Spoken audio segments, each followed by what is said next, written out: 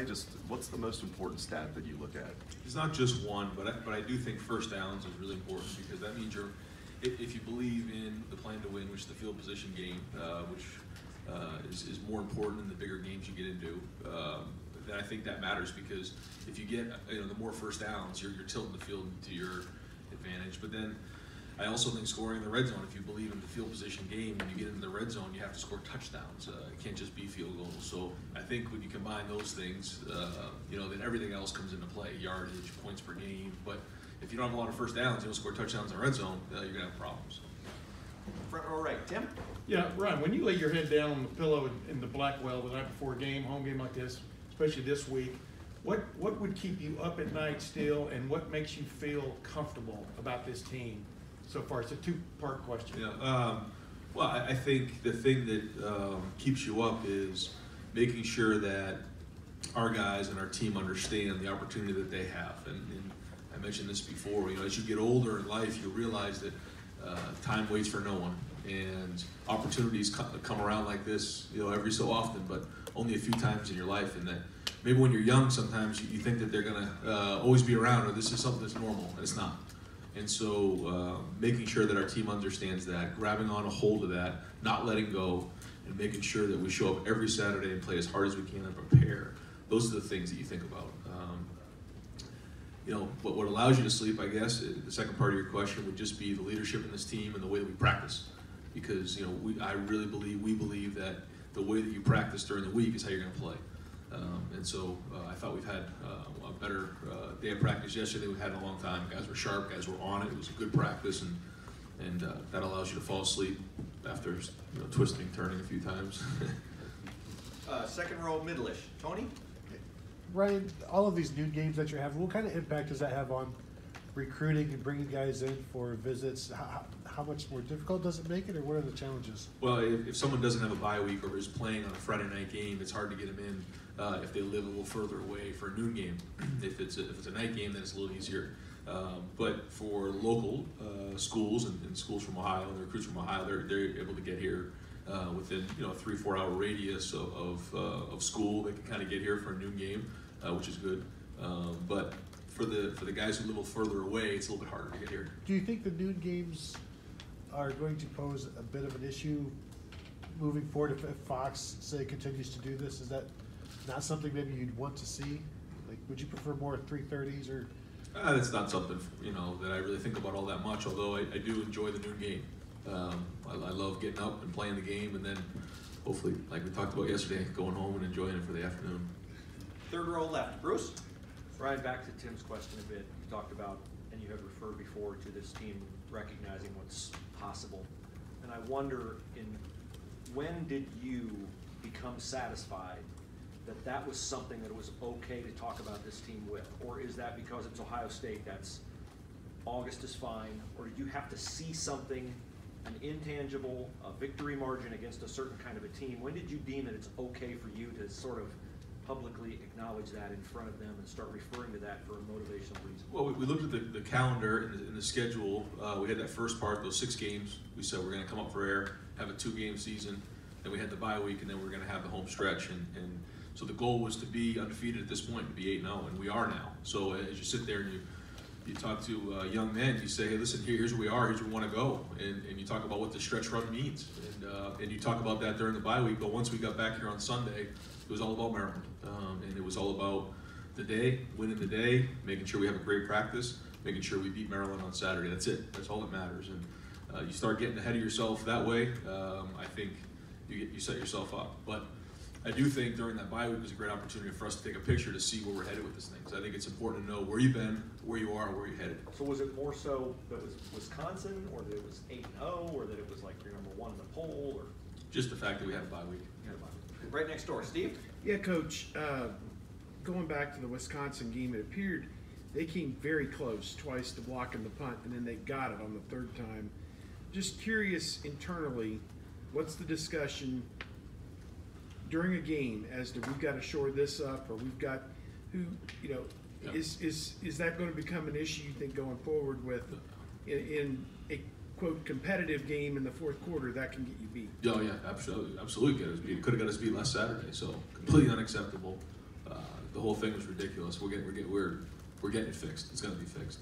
It was a block spot issue, and it was several people were at fault, and it's not going to happen again. We're not going to let that happen again. If it does, then we got to figure out again what the issue was. But certainly that is not going to win us any games, and that was something that we were very embarrassed about as a staff, as a team. Was the fact to get a punt block like that is completely unacceptable. So I think everybody understood that, and we're going to get it fixed. We did a good job in the bye week of addressing it, and we're doing a good job this week of getting it addressed.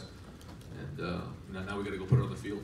Do you feel, as a head coach, you have an environment where, I don't say anybody's low on the totem pole, but the quality control guy can speak up and say, hey, we gotta do something here?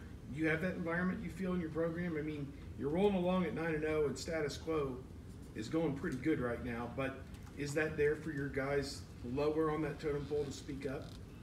I think that if it's well thought out, yeah. I mean, everybody, builds respect, just like any other job, that when people speak up in a group setting, we have a lot of different meetings that we have. We have staff meetings, we have team meetings, we have offensive meetings, defensive meetings, special teams meetings, and when people think things through and bring up good points, then they get some respect and people listen. And there's other times where people say things and they haven't really thought it all the way through, and you just kind of look at them sideways, and they don't get as much attention. And that's just that's life, though, And so we have a lot of bright people here, a lot of people who have a lot invested here, and it's a group effort. And the more input we can take, we want to listen to people and have. There's a lot of good ideas out there, and then it's the leader's job to make sure that we filter out those ideas and figure out what we're going to do. And so, but certainly love ideas and want guys who are creative in the program. Far left, Lori. Coach, I heard you say a few minutes ago that games get bigger and bigger. How tough is it to convey to 20-year-old guys both the idea that every game should be approached the same, on the one hand, and on the other hand, that some games have higher stakes than others, and sometimes a years are more crucial than others? Yeah, that's not easy to do, but I think it's the approach of understanding that every game, if you lose one of them, they all mean the same. So as you look at each individual game, they all count the same. So now how you approach the game based on what you're seeing, the game plan, all the different things that come into it. There's just a lot of variables: night games, day games, rain, all those things.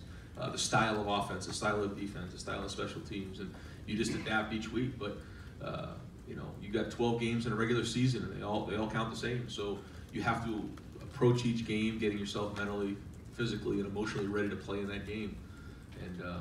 And so far we've done that, but we have to continue to do that, and that is not easy. And that's the job again of the leaders and the coaches to make sure that we show up again on Saturday with those same things in mind.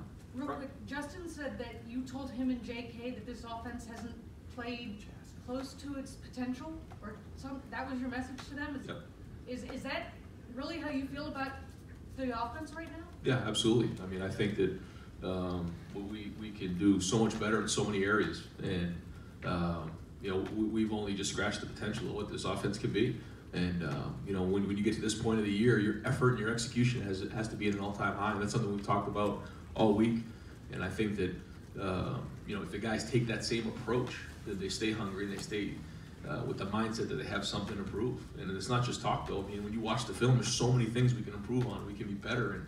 And when you look at it through those lenses, I think you continue to stay hungry. I think that's critical. Front row left, Nathan. When you were having the real substantive conversations about whether Justin was going to come here with him, was there any kind of an intellectual connection to happen with you and him, and what was that, and is that important as you're bringing it in? Yeah, it was hard because it was not the typical recruiting deal, so there was not a lot of time to build that relationship. A lot of it was I wouldn't say a risk, but it was just one of those things, a little bit of a leap of faith on both of our sides. And then as we got to know each other more and more, we connected, and I think that relationship's building every day. He obviously has a lot of athletic talents, but what ways have you seen his intellectual skills play into the success he's had this year? He's very intelligent. He can handle a lot of information. He does a good job of putting it on the field in a short period of time. And it comes, that part of it, he comes pretty easy to him.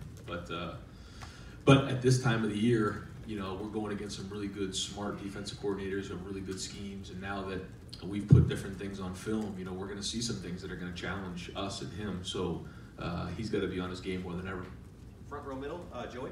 When Jonah Jackson went into the transfer portal back in January, Rutgers, you guys were on him pretty quickly. Was it you or anyone on your staff who had noticed him previously before they gave you an inkling that he could be a plug-and-play guy right away this year? Yeah, called you know, Chris Ash right away when he became available, and Chris had nothing but unbelievable things to say about Jonah. And you know, Chris was here, and you know, got to know Chris as time went on, and so you know, when he kind of gave a recommendation for Jonah, that was enough for us. And then also watched his film, talked to our guys played against him, and thought that you know, on film he was really talented. But then hearing the character reference that we got from Chris was excellent, and he's been nothing but unbelievable with us. He stepped into that room. He's a pro. He brings a certain level of maturity and just stability to that line week in and week out. And I can't say enough about what he's done since he's been here. What did your D-lineman say about facing him? That he was one of the better guys that they've gone against within the league. You know, as an interior guy, he was strong and powerful in the run game and did a good job pass protection. Right next door, Bill. I was on a conference call yesterday with Kirk Herbstreit, and he mentioned that when he spoke to the team at your invitation in the spring, he just was really impressed by the maturity, even when he shook your guys' hands, that he could tell there was a seriousness, a purpose. And that maturity, I would assume, really needs to come through these next few weeks, especially next week, you know, Rutgers this week. How impressed or what impression has it made on you that your team has kind of handled things the way that it has in terms of maturity? Yeah, I mean, the story still has a long way to be written, and so don't really want to get into all that until after the season. You know, when you look back and see where things are at, but there is that seriousness right now that we're in the November, we're relevant, and there's no time for silliness right now. And that's someone asked me that the other day. That's part of having fun, is winning games in November, and these are a lot of consequences for these games, and I think the guys understand that, and that's cool to see. So what does that mean? We'll find out. And last questions, front row right, Austin. Right, it's pretty rare to see Jonathan Cooper without a smile on his face, but the last couple of times I've seen him, he looked pretty frustrated. This hasn't gone the way he wanted this year. If you had more conversations with him, or you sense that frustration with what he's been going through? What a special young man, you know, Coop is, and certainly hasn't gone on the field the way he's wanted to this year, like you're saying, but he continues to be a really good captain, a really good teammate. He's encouraging to his teammates, even though he's dying to get on the field. And so we're all supporting him and helping him along the way, and we look forward to seeing him back on the field here real soon. Great, Coach, thank you very much. Hey, Ryan.